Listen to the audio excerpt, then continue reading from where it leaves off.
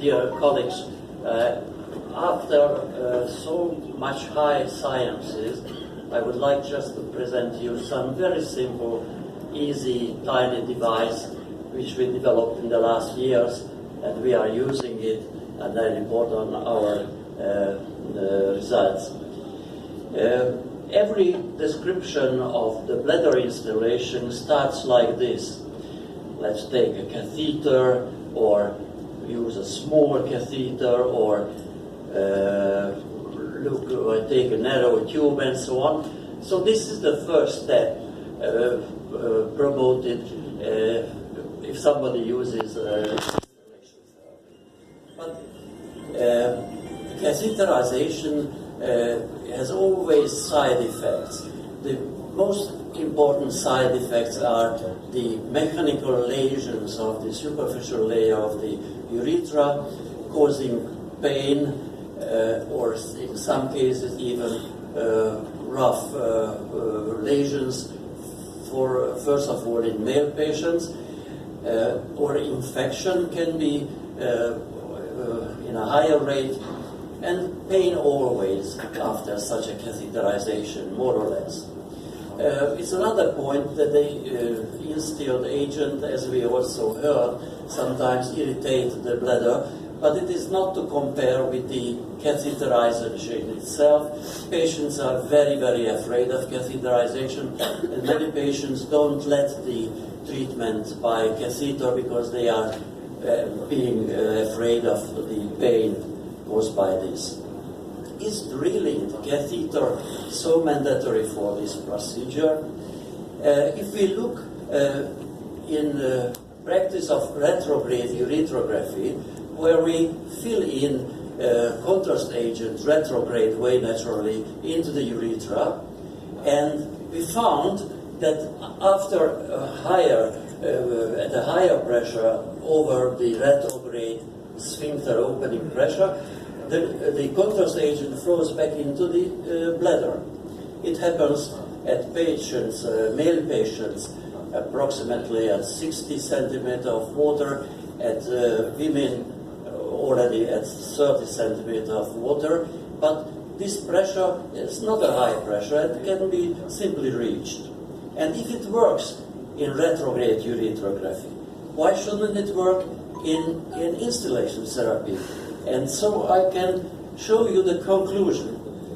This liquid flows always back into the bladder, nowhere else.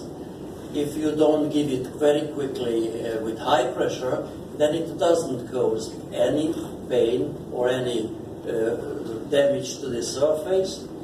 And, which is also very important, as the agent flows through the urethra into the bladder, it remains on the surface of the urethra. So this is the only and easiest way to treat simultaneously the urethra and the bladder together, which is in the IC patients very important, because according to our examination, 70% of IC patient has also pain in the urethra. So the urethra also needs to be treated.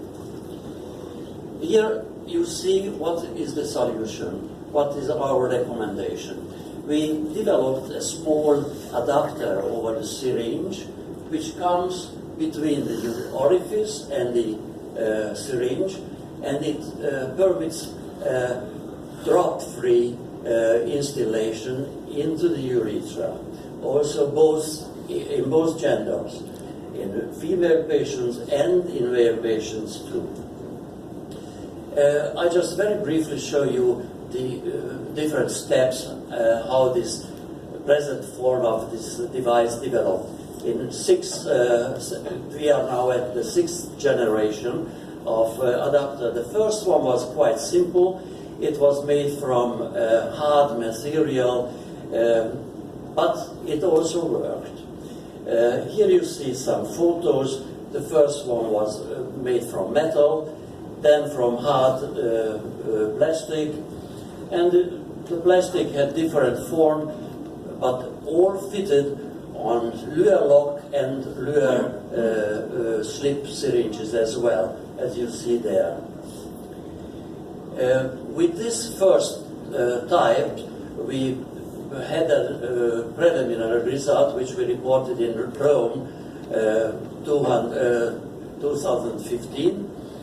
At that time, we looked at 62 patients, and just 11% was unable to be treated by this method because due to deblocated orifice or kinking of the urethra. But two male patients we had that time, and there was no problem. So I can say 100% of these patients, of these two patients, could be treated. But these initial results were really encouraging, and we further developed the device. Here you see the new device. The neck is elongated, the isolating collar is more elastic, and the whole device is produced from really elastic material. Here you see some pictures. We planned it on in a 3D picture. Here you see as it fits in a Luer-lock device syringe, and here you see how flexible this isolating collar really is. This is very important to fit over the orifice very well. Here I sum up the advantages. I will speak about it. Let's go further because the time is limited. I would like to show my videos. Maybe here, yes, very good. Here you see in a female patient after very thorough disinfection. I put already the device over the syringe. I place it very gently into the orifice till the isolating collar fits around it. I press a little bit against it, and I go under the symphysis, and then slowly fill it into the bladder. And then if you look, you see nothing flows out. Everything is all right, already inside the bladder. So simple. I repeat the procedure because I always give the instillation in 2 steps. Time is limited. I won't speak now about it why. If somebody is interested, then I very gladly clear it later. Here you see the same. The second dose, the GAG layer compounds, is instilled. And that's all. What I always say to the patient, she should relax when I'm instilling, and then the sphincter opens more easy, and overpressure won't be present. There are some tricks how to make it really drop-free. One is that with my left hand I elevate the orifice, so I elongate a little bit the urethra, and so the kinking is less frequent. There's another way. If there's, I see it, and I see it's dropping a little bit, leaking, then I can elevate the pressure, or I can change the angle in which direction I give it, just to find the optimal way. These are the tricks which are easy to learn, and then it works really well. By using these tricks, the failure rate could be lowered much more. I will show you later the results, but just now I would very briefly show you how it works in male patients. Theoretically it is the same, but it is more important for male patients to relax because the sphincter opening pressure is anyhow higher, so I always stop a little bit after beginning the instillation and say to the patient, you see, it doesn't hurt you. Don't be afraid. It won't be worse. Relax. Breathe deep. And when he does it, then I keep on instillating. Here you see, as I place the device, The isolating collar fits very well over the glands. And now I slowly instill it. The patient relaxes, breathes deep. And what here in male patients is needed, look, I press the urethra, not let out the liquid from the urethra. I suck air into the syringe, 15 milliliters, and then I press the air inside the urethra and it flushes the whole amount of the liquid into the bladder. And you see, as I relax it, it doesn't flow out anything because it's already inside the bladder. Also in male patients, I make always in 2 steps, and here you may see it again. It's a real-time video, so it takes really 30 seconds or maximum 1 minute till you can instillate, completely pain-free, and the urethra and the bladder surface is treated.